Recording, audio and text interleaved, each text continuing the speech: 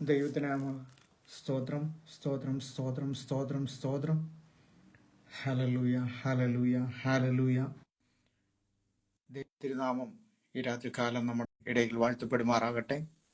വീണ്ടും ഒരു പ്രാവശ്യം കൂടെ ദൈവവചനവുമായിട്ട് ആയിരിക്കാൻ ദൈവം സഹായിച്ച കൃപകളെ ഓർത്ത് ഞാൻ ദൈവത്തെ സ്തുതിക്കുന്നു. കഴിഞ്ഞ നാളുകളിൽ നാം പ്രാർത്ഥനാ ധ്വനി എന്ന ഫേസ്ബുക്ക് പേജിലൂടെ അനേക ദൈവവചനത്തിൻ്റെ സത്യങ്ങളെപ്പറ്റി ഗ്രഹിക്കുവാനും അതിനെപ്പറ്റി ചിന്തിക്കുവാനും ഒക്കെ നമുക്ക് ഇടയായി. ഈ മാസത്തെ നമ്മുടെ ചിന്തയ്ക്ക് വേണ്ടി നാം തിരഞ്ഞെടുത്തിരിക്കുന്ന വിഷയം എന്ന് പറയുന്നത് പ്രൈസ് ഓഫ് റിഡംഷൻ, അല്ലെങ്കിൽ വീണ്ടെടുപ്പിൻ്റെ വില എന്നുള്ള വിഷയത്തെ പറ്റിയാണല്ലോ നാം ചിന്തിച്ചുകൊണ്ടിരുന്നത്. കഴിഞ്ഞ ദിവസങ്ങളിലൊക്കെ ദേവദാസന്മാർ അതിനെപ്പറ്റി വളരെ ആഴമായ ദൈവിക സത്യങ്ങളെ വെളിപ്പെടുത്തുവാൻ വേണ്ടി ഇടയായി. ഇന്ന് ഞാനും ദൈവവചനത്തിൻ്റെ അടിസ്ഥാനത്തിൽ നമുക്ക് ഈ വിഷയത്തെ പറ്റി അല്പമായി ചിന്തിച്ച് പ്രാർത്ഥിച്ച് നമുക്ക് ഈ മീറ്റിംഗ് അവസാനിപ്പിക്കാം. എനിക്കിങ്ങനെ അവസരം ഒരുക്കി തന്നതായ പ്രാർത്ഥനാധനിയുടെ കോർഡിനേറ്ററും ആയ പാസ്റ്റർ ബെൻസൺ ഡാനിയൽ ഗുജറാത്ത്, അദ്ദേഹത്തെ ഞാൻ അദ്ദേഹത്തോടുള്ള ദൈവത്തിൻ്റെ എൻ്റെ നന്ദിയും സ്നേഹവും ഈ സമയത്ത് അറിയിക്കുന്നു. നമ്മളെല്ലാവരെയും ദൈവം ഒരുമിച്ച് അനുഗ്രഹിക്കട്ടെ എന്ന് ഞാൻ പ്രാർത്ഥിക്കുകയും ചെയ്യുന്നു. നമ്മുടെ വിഷയം എന്ന് പറയുന്നത് നാം ചിന്തിച്ചു വന്നത് പ്രൈസ് ഓഫ് റിഡംഷൻ, അല്ലെങ്കിൽ വീണ്ടെടുപ്പിൻ്റെ വില എന്നുള്ളതാണ്. അതിന് ആധാരമായിട്ട് ഒരു വാക്യം നമുക്ക് വായിക്കാം. മർക്കോസ് എഴുതിയ സുവിശേഷം അതിൻ്റെ 10-ാം അധ്യായം 45-ാമത്തെ വാക്യം ഇപ്രകാരം നമുക്ക് വായിക്കാം. മർക്കോസ്, Gospel according to Mark, chapter 10 verses 45. മനുഷ്യപുത്രം ശുശ്രൂഷ ചെയ്യിക്കുവാനല്ല, ശുശ്രൂഷിക്കുവാനും അനേകർക്ക് വേണ്ടി തൻ്റെ ജീവനെ മറുവിലയായി കൊടുക്കുവാനും അത്രേ വന്നത്. മർക്കോസ് സുവിശേഷം എഴുതുമ്പോൾ യേശു തൻ്റെ ശിഷ്യന്മാരോട് പറഞ്ഞതായ ഒരു വാക്കാണത്, ഒരു വാക്യമാണ്. അതിൻ്റെ സാഹചര്യം എന്താണ് എന്ന് നമുക്ക് അതിൻ്റെ പുറകോട്ട് ഗ്രഹിച്ചാൽ നമുക്ക് മനസ്സിലാക്കും. സെബെദെയിയുടെ മക്കളായ യാക്കോബും യോഹന്നാനും അവൻ്റെ അടുക്കൽ വന്ന് നിന്നിട്ട് പറഞ്ഞു, ഒരുത്തനെ വലത്തും ഒരുവനെ ഇടത്തും ഇരുത്തണം എന്നൊക്കെയാണ് അവരോട് യേശുവിനോട് അവകാശപ്പെടുന്നത്. അപ്പൊ യേശു അതിൻ്റെ മറുപടിയായിട്ട് പറഞ്ഞു വന്ന് തീർന്നതിന് ശേഷം അതിൻ്റെ കൺക്ലൂഷനായിട്ട് അവരോട് പറഞ്ഞ ഒരു കാര്യമാണ്, മനുഷ്യപുത്രൻ ചെയ്യിക്കുവാനല്ല, ശുശ്രൂഷിക്കുവാനും അനേകർക്ക് വേണ്ടി തൻ്റെ ജീവനെ മറുവിലയായിട്ട് കൊടുക്കുവാനും അത്രേ വന്നത്. അതുവരെയും അന്ന് നിലനിൽക്കുന്ന അനേകം ആൾക്കാരെ കൊണ്ട് പല ശുശ്രൂഷകൾ ചെയ്യിക്കുകയും പല കാര്യങ്ങൾ ചെയ്യിക്കുകയും അങ്ങനെ മതപരമായ പല ആചാരങ്ങൾ അവരെ കൊണ്ട് ചെയ്യിച്ചുകൊണ്ടിരുന്നതായ ഒരു സാഹചര്യത്തിൽ യേശു അവരോട് പറഞ്ഞു, ഞാൻ ഈ നിങ്ങളുടെ ഇടയിലേക്ക് കടന്നു വന്നത്, ഞാൻ നിങ്ങളെ കൊണ്ട് ശുശ്രൂഷ ചെയ്യിക്കുവാനല്ല ഞാൻ ഇവിടെ കടന്നു വന്നിരിക്കുന്നത്. ഞാൻ വന്നത് ശുശ്രൂഷ ചെയ്യിക്കുവാനും അല്ല, ഞാൻ ശുശ്രൂഷിക്കുവാൻ വേണ്ടിയും എൻ്റെ ജീവൻ, അല്ലെങ്കിൽ അനേകർക്ക് വേണ്ടി തൻ്റെ ജീവനെ മറുവിലയായിട്ട് കൊടുക്കുവാൻ വേണ്ടിയായിട്ട് ഞാൻ വന്നത്. ഇതാണ് ശരിക്കും പറഞ്ഞ വീണ്ടെടുപ്പിൻ്റെ വില എന്ന് പറയുന്നത്. യേശു തൻ്റെ സ്വന്തം രക്തം കൊടുത്ത് നമ്മളെയൊക്കെ വിലയ്ക്ക് വാങ്ങി എന്നുള്ളതാണ്. യേശു തൻ്റെ സ്വന്തം രക്തമാണ് അതിനുവേണ്ടി വിലയായിട്ട് കൊടുത്തത്. നമുക്കിതിൻ്റെ ഒരു നിഴലായിട്ട് നമുക്ക് പഴയ നിയമത്തിൽ കാണുവാൻ വേണ്ടി സാധിക്കുന്നുണ്ട്. കാരണം പഴയ നിയമത്തിൽ നമുക്ക് കാണുവാൻ വേണ്ടി സാധിക്കും, ഇസ്രായേൽ മക്കൾ മിസ്രയീമിൽ അടിമകളായിരുന്ന സമയത്ത് അവരെ അവിടെ നിന്ന് മോശയുടെ നേതൃത്വത്തിൽ ഇറക്കിക്കൊണ്ട് വരുമ്പോൾ യഹോവയായ ദൈവം അവരോട് പറഞ്ഞു, നിങ്ങളൊരു കുഞ്ഞാടിനെ കൊന്ന് അതിൻ്റെ രക്തം നിങ്ങളുടെ കട്ടളമേലും കുറുമ്പടിമേലും പുരട്ടണം. ആ പുരട്ടുമ്പോൾ സംഹാരദൂതൻ അതിലേക്ക് മിസ്രയീം പാളയത്തിലൂടെ കടന്നു വരുമ്പോൾ രക്തമടയാളമുള്ളിടത്ത് സംഹാരദൂതൻ കയറത്തില്ല. അങ്ങനെ രക്തമടയാളമുള്ളിടത്ത് സംഹാരദൂതൻ കയറാതെ മറ്റു വീടുകളിൽ സംഹാരദൂതൻ കയറി സംഹാരം നടത്തുമ്പോൾ തൻ്റെ രക്തത്താൽ മുദ്രയിട്ടപ്പെട്ടതായ ജനത്തെ യഹോവയായ ദൈവം അവിടെ നിന്ന് വീണ്ടെടുക്കുന്നതായിട്ട് നമുക്ക് കാണുവാൻ വേണ്ടി സാധിക്കുന്നു. അവിടെയും ഒരു രക്തച്ചൊരിച്ചിൽ ആവശ്യമായിരുന്നു, ഒരു കുഞ്ഞാടിന്റെ രക്തം അവിടെ ആവശ്യമായിരുന്നു അവരെ വീണ്ടെടുത്ത് പുറത്തു കൊണ്ടുവരുവാൻ വേണ്ടി. വീണ്ടും നാം കാണുമ്പോൾ പഴയ നിയമകാലത്ത് നമുക്ക് കാണുവാൻ വേണ്ടി സാധിക്കും പാപപരിഹാര ദിവസം, അല്ലെങ്കിൽ ആണ്ടിന്റെ ഒന്നാം ആണ്ടിൽ ഒരിക്കൽ പാപപരിഹാര ദിവസം മഹാപുരോഹിതന് തന്റെ കയ്യിൽ ഒരു പാത്രം, തന്റെ കയ്യിൽ ഒരു കുഞ്ഞാടിനെയോ അല്ലെങ്കിൽ കാളയോ അറുത്തതായ രക്തത്തെ കൊണ്ട് താൻ പാപപരിഹാരത്തിന് വേണ്ടിയും അതിപരിശുദ്ധ സ്ഥലത്ത് വരെ ചെന്ന് പാപപരിഹാര ക്രിയകൾ നടത്തി ജനത്തെ രഹിതരാക്കി, അല്ലെങ്കിൽ അവർ ആ കുഞ്ഞാടിന്റെ രക്തത്താൽ അവരെ രഹിതരാക്കി പറഞ്ഞു വിടുന്നതായ ഒരു സന്ദർഭം നമുക്ക് പഴയ നിയമത്തിൽ കാണുവാൻ വേണ്ടി സാധിക്കുന്നുണ്ട്. അവിടെയെല്ലാം രക്തം ചൊരിഞ്ഞ് അല്ലെങ്കിൽ ഒരു വില കൊടുത്താണ് അവർ ആ പാപപരിഹാരത്തിൽ നിന്നും അവർക്ക് മോചനം കിട്ടിയിരുന്നത്. അതായിരുന്നു ഓൾഡ് ടെസ്റ്റ്മെന്റ് നമുക്ക് കാണുവാൻ വേണ്ടി സാധിക്കുന്നത്. പക്ഷെ അതിൻ്റെ ഒരു തുടർച്ചയായിട്ട് അതിന് പഴയ നിയമത്തിൽ അതിൻ്റെ നിഴലാണെങ്കിൽ പുതിയ നിയമത്തിലേക്ക് കടന്നു വന്നപ്പോൾ ഒന്നിനും വില കൊടുത്തു വാങ്ങുവാൻ, അല്ലെങ്കിൽ ഒന്നും കൊണ്ടും വില കൊടുക്കുവാൻ, അല്ലെങ്കിൽ ഒരു കുഞ്ഞാടിന്റെ രക്തമോ കാളയുടെ രക്തമോ കൊടുത്ത് വാങ്ങുവാൻ കഴിയാത്തതായ ഒരു ആത്മാവിനെ യഹോവയായ ദൈവം തന്റെ സ്വന്തം പുത്രനെ ഈ ലോകത്തിലേക്ക് അയച്ച് പാപ പരിഹാരത്തിന് വേണ്ടി, നമുക്ക് വേണ്ടി, നമ്മളെ പാപത്തിൽ നിന്ന് വീണ്ടെടുക്കുവാൻ വേണ്ടി തന്റെ കാൽവരിയിൽ തന്റെ രക്തത്തെ ഊറ്റിക്കൊടുത്തത് നമുക്ക് അറിയാൻ വേണ്ടി സാധിക്കും. ആ രക്തത്താൽ നമുക്ക് വീണ്ടെടുപ്പ് ഉള്ളതുകൊണ്ട് നാം ഇന്ന് ദൈവസന്നിധിയിൽ കൃപയോടെ നിൽക്കുവാൻ ദൈവം നമ്മളെ സഹായിച്ചു. യെശയ്യാവിന്റെ പുസ്തകം 44 അധ്യായം അതിന്റെ 21 മുതൽ 23 വരെയുള്ള വാക്യങ്ങൾ ഞാൻ വായിക്കാം. യെശയ്യാവ് 44 21 മുതൽ 23 വരെ. യാക്കോബേ, ഇത് ഓർത്തുകൊള്ളുക, ഇസ്രായേലേ, നീ എന്റെ ദാസനല്ലോ, നിന്നെ ഞാൻ നിർമ്മിച്ചു, നീ എന്റെ ദാസൻ തന്നെ. ഇസ്രായേലേ, ഞാൻ നിന്നെ മറന്നുകളയില്ല.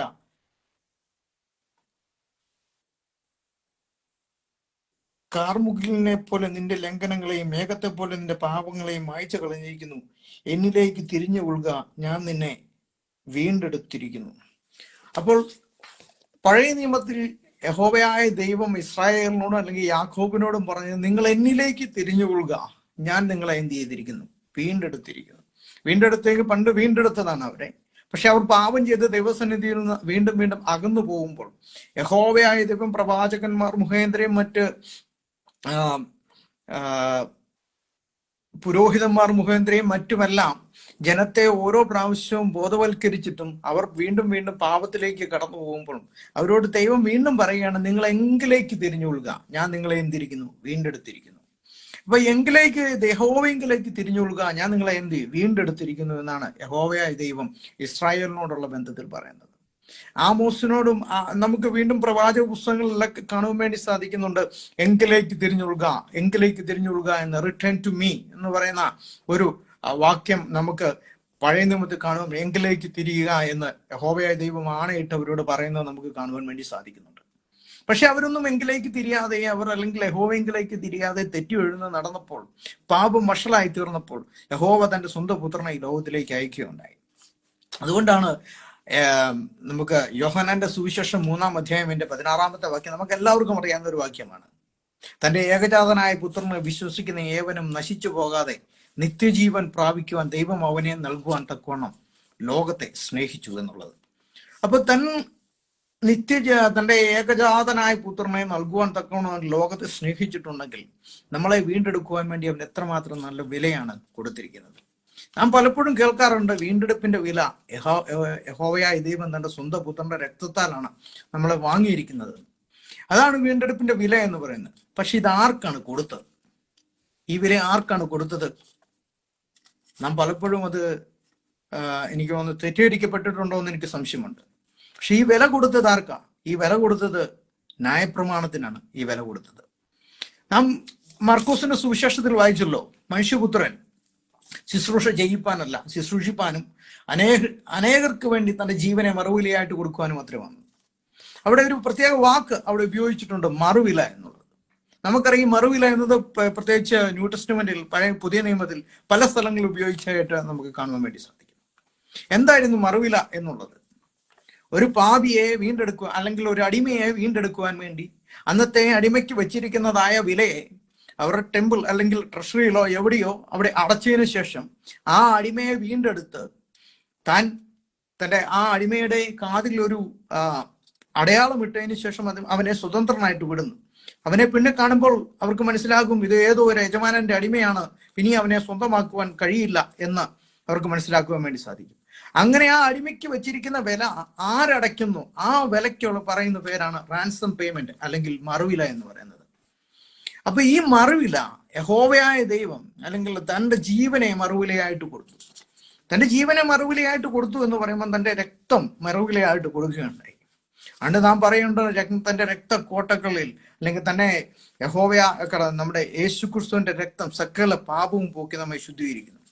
നാം ആ രക്തക്കോട്ടയ്ക്കുള്ളിൽ മറയപ്പെടുമ്പോൾ പിശാച് നമ്മളെ കാണുമ്പോൾ അവന് മനസ്സിലാകുവാൻ വേണ്ടി സാധിക്കുന്നു ഇവൻ ഏതോ ഒരു ഉടമസ്ഥന്റെ അടിമയാണ്, ഇവൻ ഏതോ ഒരു ഉടമസ്ഥന്റെ സ്വന്തമാണ്. അതുകൊണ്ട് പിശാചിന് നമ്മളെ അവകാശം വിടുവാൻ സാധ്യമല്ല. പക്ഷെ നാം എപ്പോഴോ ആ രക്തക്കോട്ടയിൽ മറയാതിരുന്നാൽ പിശാചിന് നമ്മളെ അടിമകളാക്കുവാൻ വേണ്ടി സാധിക്കും, അല്ലെങ്കിൽ പിശാചിന് നമ്മളെ അടിമകളാക്കുവാൻ വേണ്ടി സാധിക്കും.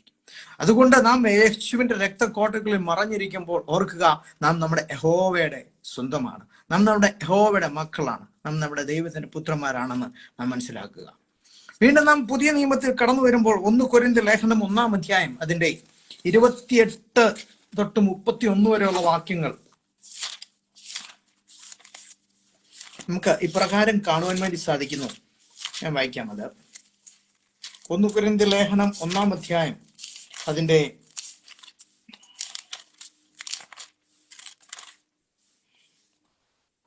28 മുതലുള്ള 31 വരെ വാക്യങ്ങൾ ഇപ്രകാരം പറയുന്നു. ബലഹീനമായത് തിരഞ്ഞെടുത്തു. അതിന്റെ ആദ്യം തൊട്ട് നാം നോക്കുകയാണെങ്കിൽ, ബലമുള്ളതിനെ ലജ്ജിക്കുവാൻ ദൈവം ലോകത്തിൽ ബലഹീനമായത് തിരഞ്ഞെടുത്തു. ഉള്ളതിനെ ഇല്ലായ്മയാക്കുവാൻ ദൈവം ലോകത്തിൽ കുലീനവും നികൃഷ്ടവും ഏതുമില്ലാത്തതും തിരഞ്ഞെടുത്തു. ദൈവസന്നിധിയിൽ ഒരു ജഡവും പ്രശംസിക്കാതിരിക്കേണ്ടതിനു തന്നെ നിങ്ങളോ അവനാൽ യേശുക്രിസ്തുവിൽ ഇരിക്കുന്നു. പൗലോസ് പറയാണ്, നിങ്ങളോ അവനാൽ യേശുക്രിസ്തുവിൽ ഇരിക്കുന്നു. അവൻ നമുക്ക് ദൈവത്തിൽ നിന്ന് ജ്ഞാനവും നീതിയും ശുദ്ധീകരണവും വീണ്ടെടുപ്പുമായി തീർന്നു. അപ്പൊ പൗലോസ് അവരോട് പറയാണ്, കൊരിന്ത്യർ ലേഖനത്തിൽ കൊരിന്ത്യർ സഭയോട് പറയുകയാണ്, ലോകത്തിൽ ജ്ഞാനമുണ്ട്, ലോകത്തിൽ ജ്ഞാനം നിറഞ്ഞു നിൽക്കുന്ന ആ സാഹചര്യത്തിൽ, അല്ലെങ്കിൽ അറിവാണ് നിങ്ങളെ വീണ്ടെടുത്തിരിക്കുന്നത്, അല്ലെങ്കിൽ കൂടുതൽ അറിവ് നിങ്ങളെ രക്ഷയിലേക്ക് നയിക്കും, അല്ലെങ്കിൽ നിങ്ങളെ വീണ്ടെടുക്കുമെന്നുള്ള കൺസെപ്റ്റ് നിലനിൽക്കുന്ന കൊരിന്ത്യ സാഹചര്യത്തിൽ പൗലോസ് അവരോട് പറയുകയാണ്, നിങ്ങളുടെ ഇടയിൽ ജ്ഞാനമെന്ന് തോന്നുന്നു, നിങ്ങളുടെ ഇടയിൽ ബലമെന്ന് തോന്നുന്നതും നിങ്ങളുടെ ഇടയിൽ നല്ലതെന്ന് തോന്നുന്നതും എല്ലാം മാറ്റിവെച്ചതിന് ശേഷം യേശു തെരഞ്ഞെടുത്ത് ബലഹീനമായതാണ് യേശു തെരഞ്ഞെടുത്തത് ഭോഷത്വമായതാണ് യേശു തെരഞ്ഞെടുത്തത് എന്തിനു വേണ്ടിയിട്ടാണ്? അവൻ തിരഞ്ഞെടുത്തത് നിങ്ങളെ അവനിൽ ക്രിസ്തുവിൽ ഇരിക്കുന്നു. അവൻ നമുക്ക് ദൈവത്തിൽ നിന്നുള്ള ജ്ഞാനവും നീതിയും ശുദ്ധീകരണവും വീണ്ടെടുപ്പുമായി തീർന്നു. അവൻ നമുക്ക് ദൈവത്തിൽ ജ്ഞാനവും, നമുക്ക് ജ്ഞാനം പ്രാപിക്കേണ്ടതിനും നമ്മളെ നീതിയിൽ നടത്തേണ്ടതിനും നമ്മളെ ശുദ്ധീകരിക്കേണ്ടതിനും നമ്മളെ വീണ്ടെടുക്കേണ്ടതിനും അവൻ വീണ്ടെടുപ്പായി തീർന്നു എന്നാണ് പൗലോസ് കൊരിന്ത്യർ ലേഖനത്തിൽ പറയുന്നത്. അതുകൊണ്ട് പ്രിയ ദൈവമക്കളെ, നമ്മളെ അവൻ വീണ്ടെടുത്തിരിക്കുന്നത് നാം ശുദ്ധീകരണത്തിന് വേണ്ടി നമ്മളെ വീണ്ടെടുത്തിരിക്കുന്നു. നമ്മളെ ദൈവജ്ഞാനത്തിനായി തികയുവാൻ തക്കവണ്ണം നമ്മളെ വീണ്ടെടുത്തിരിക്കുന്നു. അതുകൂടാതെ നാം ദൈവത്തിൽ തന്നെ ഇരിക്കുവാൻ വേണ്ടി, അല്ലെങ്കിൽ ദൈവം നമ്മുടെ ഹൃദയങ്ങളിൽ വസിക്കുമാറാകുന്ന ഒരു ആലയമായി തീരേണ്ടതിന് ദൈവം നമ്മളെ തിരഞ്ഞെടുത്തിരിക്കുന്നു, നമ്മളെ വീണ്ടെടുത്തിരിക്കുന്നു. അങ്ങനെ നാം മുന്നോട്ട് പോവുകയാണെങ്കിൽ, നാം വീണ്ടും കടക്കുകയാണെങ്കിൽ, പുതിയ നിയമത്തിൽ നാം കാണുകയാണെങ്കിൽ, ഗലാത്യ ലേഖനം 3-ാം അധ്യായം അതിന്റെ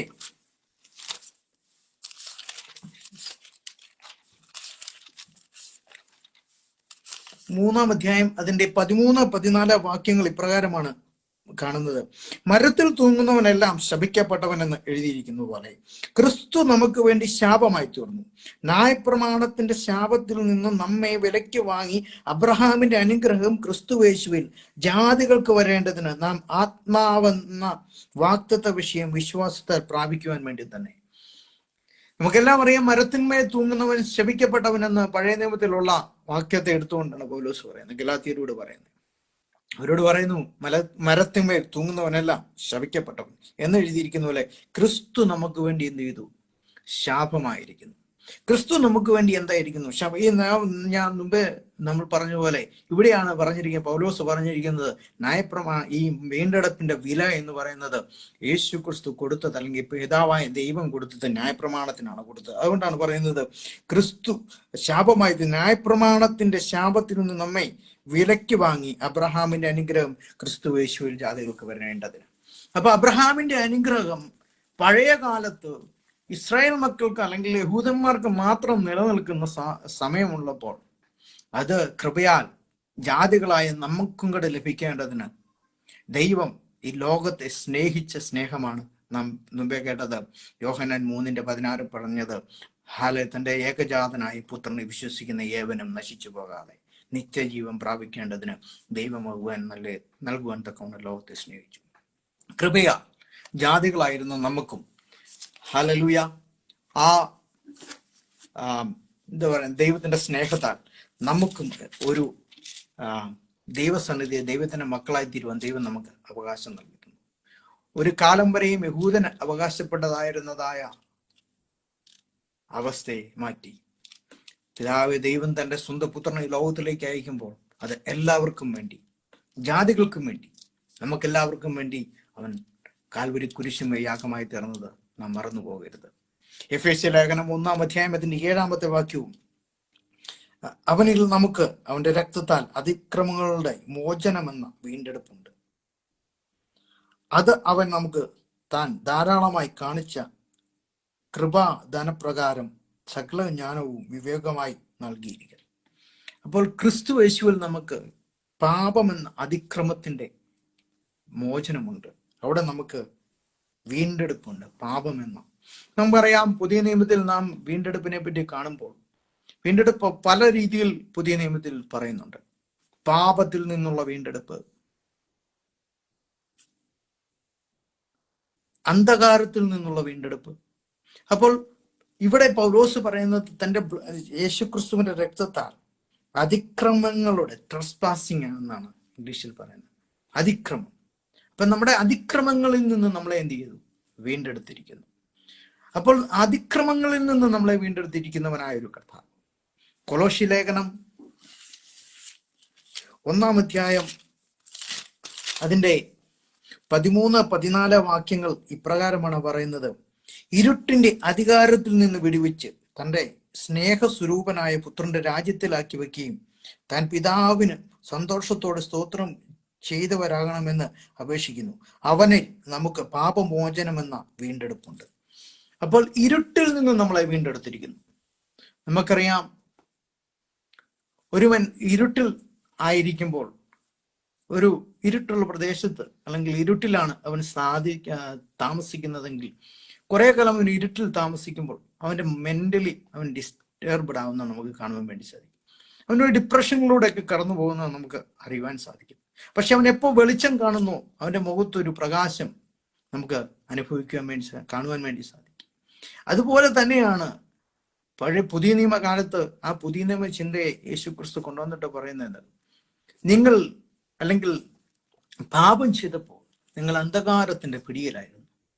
ഈ ലോകത്തിന്റെ പ്രഭുവായി, അന്ധകാരത്തിന്റെ പ്രഭുവായി നിങ്ങളെ അന്ധകാരത്തിൽ ബന്ധിച്ചിരുന്ന സമയത്ത് ക്രിസ്തു നമ്മളിലേക്ക് കടന്നു വന്നു. അതുകൊണ്ടാണ് പറഞ്ഞത്, ഞാൻ ലോകത്തിന്റെ വെളിച്ചമാകുന്നു. ക്രിസ്തു ഈ ലോകത്തിലേക്ക് കടന്നു വന്നപ്പോൾ പാപത്താൽ അല്ലെങ്കിൽ അതിക്രമം മൂലം അല്ലെങ്കിൽ നാം ദൈവത്തിൽ നിന്ന് തെറ്റിയൊഴിഞ്ഞതുപോലും അല്ലെങ്കിൽ ഇതിനൊന്നും അവകാശികളല്ലാതിരുന്ന പോലും നാം എല്ലാം അന്ധകാരത്തിൽ കിടന്നപ്പോൾ ക്രിസ്തു നമ്മളിലേക്ക് വരികയും ലോകത്തിന്റെ പ്രകാശമായ ക്രിസ്തു നമ്മളിൽ വസിക്കുവാൻ വേണ്ടി ഇടയായപ്പോൾ ആ അന്ധകാരത്തെ മാറി നമ്മുടെ ജീവിതം പ്രകാശപൂർണമായി തീർന്നത് ക്രിസ്തു നമ്മുടെ ഉള്ളിൽ വസിക്കുന്നത് കൊണ്ടാണ്. അതെങ്ങനെയാണ് നമ്മുടെ ഉള്ളിൽ വസിക്കുന്നത്? നാം ഒറ്റ കാര്യം മാത്രം ചെയ്താൽ മതി, നമ്മുടെ പുത്രനായ യേശു ക്രിസ്തുവിൻ മാത്രം വിശ്വസിക്കുക. എന്തിനു വേണ്ടി യേശു ക്രിസ്തു ലോകത്തിൽ വന്നു? മർക്കോസ് എഴുതിയ സുവിശേഷത്തിൽ നമുക്ക് കാണുവാൻ വേണ്ടി സാധിക്കുന്നു, മനുഷ്യപുത്രം വന്ന് ശുശ്രൂഷ ചെയ്യിപ്പാനല്ല, ശുശ്രൂഷിപ്പാനും അനേകർക്ക് വേണ്ടി തന്റെ ജീവനെ മറുവിലയായിട്ട് കൊടുക്കുവാൻ വേണ്ടി. എവിടെയാണ് അവൻ മറുവിലയായിട്ട് കൊടുത്തത്? കാൽവറിയുടെ കുലമുകളിൽ ആ രക്തം വാർന്നൊഴുകി, ഓരോ തുള്ളി രക്തവും നമ്മുടെ പാപത്തിന് മോചനത്തിനായി, നമ്മുടെ ശാപത്തിന് വിടുതലിനായിട്ട്, നമ്മുടെ രോഗത്തിന്റെ സൗഖ്യത്തിനായിട്ട് യേശു ക്രിസ്തു കാൽവറിയിൽ തൻ്റെ രക്തം കൊടുത്തപ്പോൾ നാം അതുമാത്രം വിശ്വസിച്ചാൽ നമ്മളെയും അന്ധകാരത്തിൽ നിന്ന് തൻ്റെ അത്ഭുത പ്രകാശത്തിലേക്ക് വിളിക്കുവാൻ തക്കോണ യോഗ്യനായ ഒരു ക്രിസ്തുവിന്റെ സന്നിധിയിലേക്ക് നാം ഈ പകൽക്കാലം, ഈ രാത്രികാലം കടന്നു ചെന്നിരിക്കുന്നത്. അതുകൊണ്ട് പ്രിയ ദൈവജനമേ, നമ്മളെ വീണ്ടെടുത്തിരിക്കുന്നത് പത്രോസ് പറഞ്ഞിരിക്കുന്നത് പോലെ, പത്രോസിന്റെ 1-ാമത്തെ ലേഖനം അതിന്റെ 18-19 വാക്യങ്ങളിൽ ഇപ്രകാരമാണ് നമുക്ക് വായിക്കുവാൻ വേണ്ടി സാധിക്കുന്നത്. വർത്തവും പ്രതിപാരമ്പര്യമായ നിങ്ങളുടെ നടപ്പിൽ നിന്ന് നിങ്ങളെ വീണ്ടെടുത്തിരിക്കുന്നത് പൊന്ന്, വെള്ളി മുതലായ അഴിഞ്ഞു പോകുന്ന വസ്തുക്കളെ കൊണ്ടല്ല, ക്രിസ്തു എന്ന നിർദോഷവും നിഷ്കളങ്കവുമായ കുഞ്ഞാടിന്റെ വിലയേറിയ രക്തം കൊണ്ടത്രേ എന്ന് നിങ്ങൾ അറിയുന്നുവല്ലോ. അതുകൊണ്ട് പ്രിയ ദൈവമക്കളെ, നമ്മളെ വീണ്ടെടുത്തിരിക്കുന്നത് പൊന്നും വെള്ളിയോ എന്ന് അഴിഞ്ഞു പോകുന്ന ഒരു വസ്തുക്കളെ കൊണ്ടല്ല നമ്മളെ വീണ്ടെടുത്തിരിക്കുന്നത്. ഒരാത്മാവിന്റെ വില എന്ന് പറയുന്നത് സകല ലോകത്തെക്കാളും വിലയുള്ളതാണെന്നാണ് പറഞ്ഞത് നാം ബൈബിൾ വായിക്കുന്നത്. അങ്ങനെയാണെങ്കിൽ ഒരാത്മാവിനെ വീണ്ടെടുത്തത് ഒരു ജീവൻ കൊടുത്തിട്ടാണ്. അത് സകല ലോകത്തെക്കാളിലും വിലയേറിയ ഒരു വിലയാണ് യേശുക്രിസ്തു കാൽവറിയിൽ നമുക്ക് വേണ്ടി കൊടുത്തത്. സ്വർണമോ വെള്ളിയോ പൊന്നോ അല്ലെങ്കിൽ മണിയോ ഇതൊന്നുമല്ല നമ്മളെ വീണ്ടെടുത്തിരിക്കുന്നതിന്റെ ഘടകം എന്ന് പറയുന്നത്. നമ്മളെ വീണ്ടെടുത്തിരിക്കുന്നത് തൻ്റെ സ്വന്തം രക്തത്താൽ. അതാണ് വീണ്ടെടുപ്പിന്റെ വില എന്ന് നാം മനസ്സിലാക്കണം. എന്തിനു വേണ്ടിയാണ് നമ്മളെ വീണ്ടെടുത്തിരിക്കുന്നത്? നാം അതും കൂടെ ചിന്തിച്ച് നമുക്ക് ഈ സെക്ഷൻ ഇവിടെ അവസാനിപ്പിക്കാമെന്ന് ഞാൻ പ്രാർത്ഥിക്കുന്നു. നമ്മളെ വീണ്ടെടുത്തിരിക്കുന്നത് എന്തിനു വേണ്ടിയിട്ടാണ്? നമ്മളെ വീണ്ടെടുത്തിരിക്കുന്നത് തൻ്റെ പുത്രനാക്കി അവകാശികളാക്കി തീർക്കുവാൻ വേണ്ടിയാണ് നമ്മളെ വീണ്ടെടുത്തിരിക്കുന്നത്. ഒരുപക്ഷെ നാം പാപത്തിൽ മരിച്ചുപോയി ഇരുന്നാൽ നാം സ്വർഗരാജ്യത്തിന് അവകാശികളായി തീരത്തില്ലായിരുന്നു. പക്ഷേ യഹോവ തൻ്റെ സ്വന്തം പുത്രനായ യേശു ക്രിസ്തുവിനെ ഈ ലോകത്തിലെ തൻ്റെ ഏകജാതനായ പുത്രൻ, ഒരു പക്ഷേ യേശു ക്രിസ്തുവിനെ ഈ ലോകത്തിലേക്ക് യഹോവ അയക്കുമ്പോൾ, തൻ്റെ പിതാവായ ദൈവം അയക്കുമ്പോൾ തൻ്റെ ഏകജാതനായ പുത്രനായിരുന്നു, ഒരേ ഒരു മകനായിരുന്നു.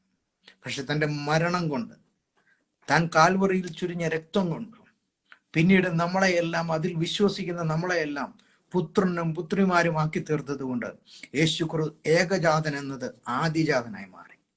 എന്തൊരു സൗഭാഗ്യമാണ് നമുക്ക് ലഭിക്കുന്നത്! കാരണം ആദിജാതനായ ക്രിസ്തുവിനോട് ചേർന്ന് തൻ്റെ മക്കളാക്കി, പിതാവ് തൻ്റെ മക്കളാക്കി നമ്മളെയും തീർത്തത് കൊണ്ട് സ്വർഗത്തിൽ നമുക്ക് വേണ്ടി താൻ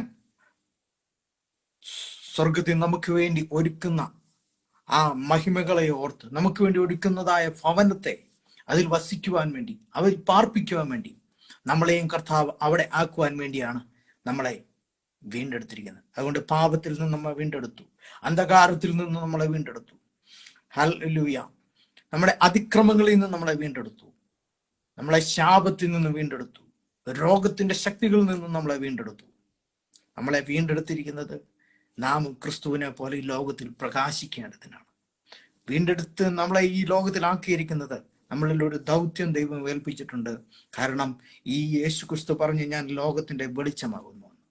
യേശു ക്രിസ്തു നമ്മളിൽ വസിക്കുന്നുണ്ടെങ്കിൽ നാമും വെളിച്ചത്തിൽ വസിക്കുന്നു എന്നാണ് പറയുന്നത്.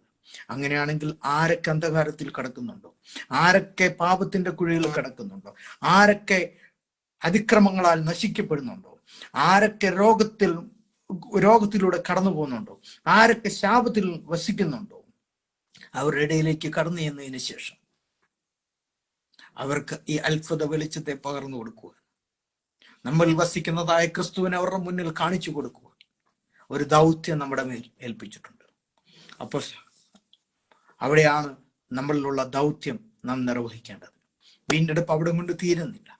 വീണ്ടെടുപ്പ് തീരുന്ന ഒരു സമയമുണ്ട്. പൗലോസിന്റെ ഭാഷയിൽ പറഞ്ഞാൽ വീണ്ടെടുപ്പ് തീരുന്ന ഒരു സമയമുണ്ട്. നമ്മുടെ ശരീരം വീണ്ടെടുക്കുന്ന ഒരു സമയം കൂടെ ഉണ്ട്.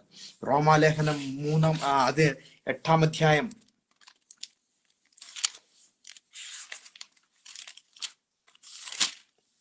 റോമാലേഖനം 8-ാം അധ്യായം ഇതിന്റെ 23-ാമത്തെ വാക്യം ഇപ്രകാരം പറയുന്നു: ആത്മാവെന്ന ആദ്യദാനം ലഭിച്ചിരിക്കുന്ന നാമും നമ്മുടെ ശരീരത്തിന് വീണ്ടെടുപ്പായ പുത്രത്വത്തിന് കാത്തുകൊണ്ട് ഉള്ളിൽ ഞരങ്ങുന്നു.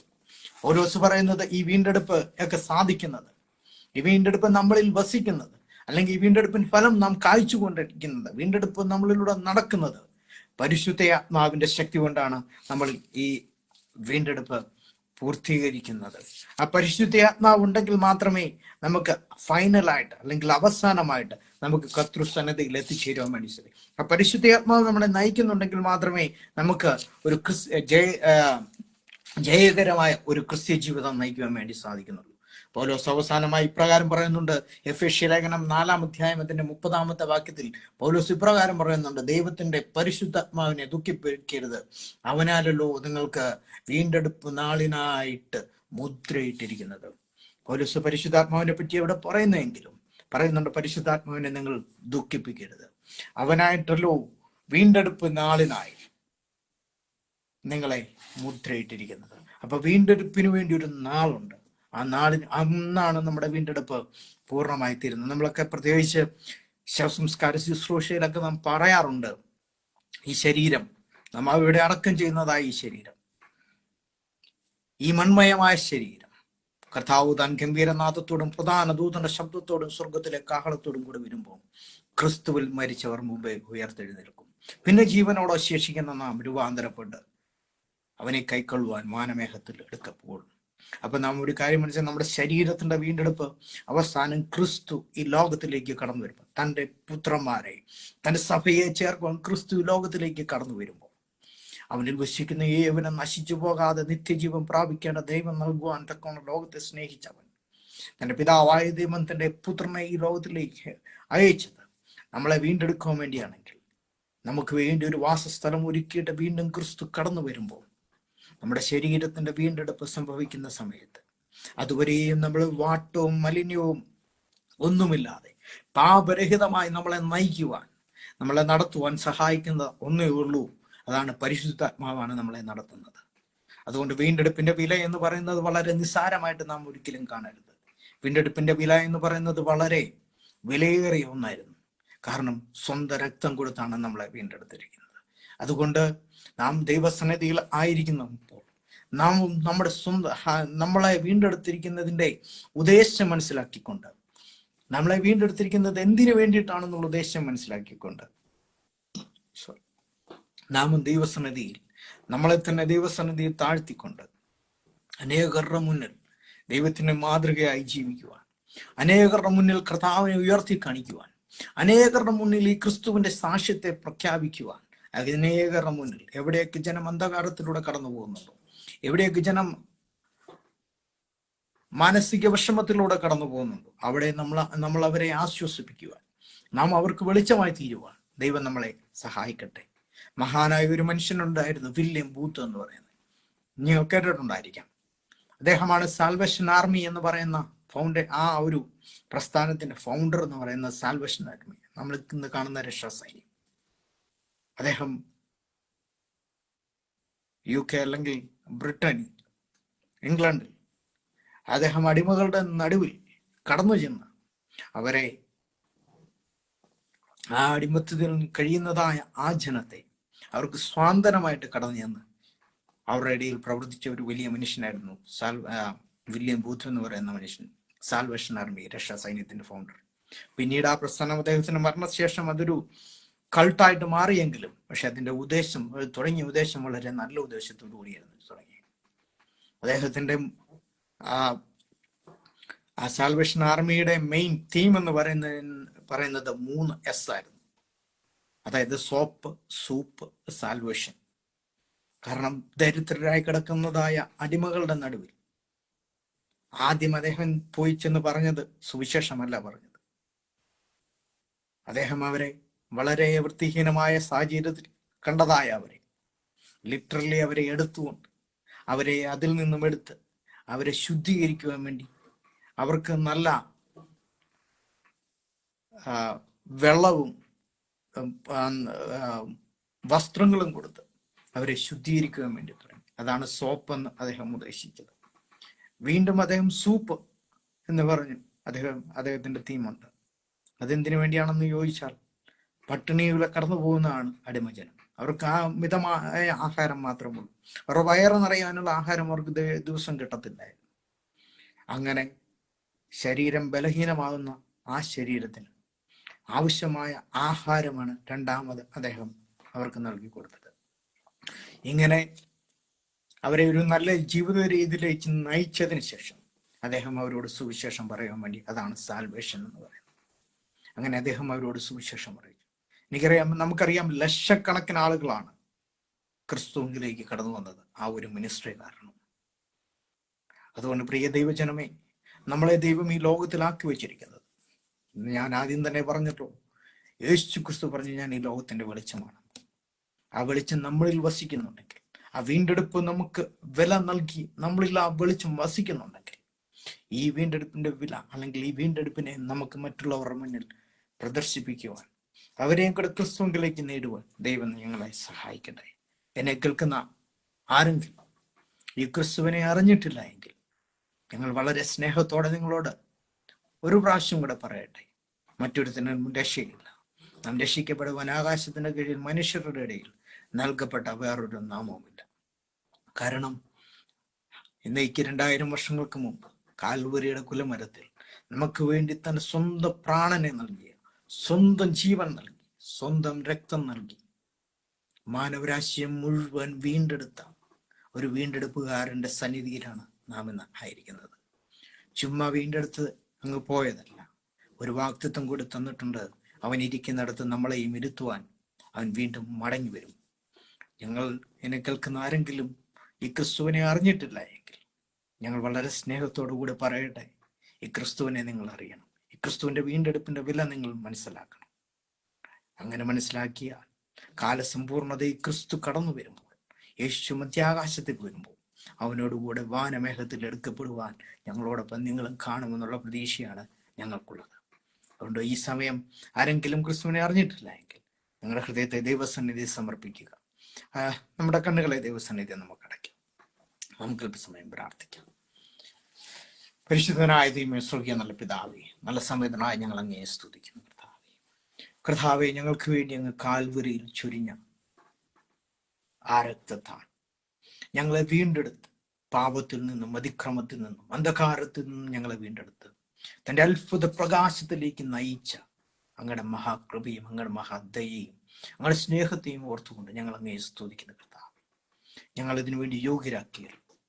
ഞങ്ങളുടെ മേൽ അങ്ങ് ദയ തോന്നിയതിനാൽ ഞങ്ങൾ അങ്ങയെ സ്തുതിക്കുന്നു. കർത്താവെ, ആർക്കും കൊടുക്കുവാൻ കഴിയാത്ത വില അങ്ങ് കൊടുത്തതിനാൽ ഞങ്ങൾ അങ്ങയെ സ്തുതിക്കുന്നു.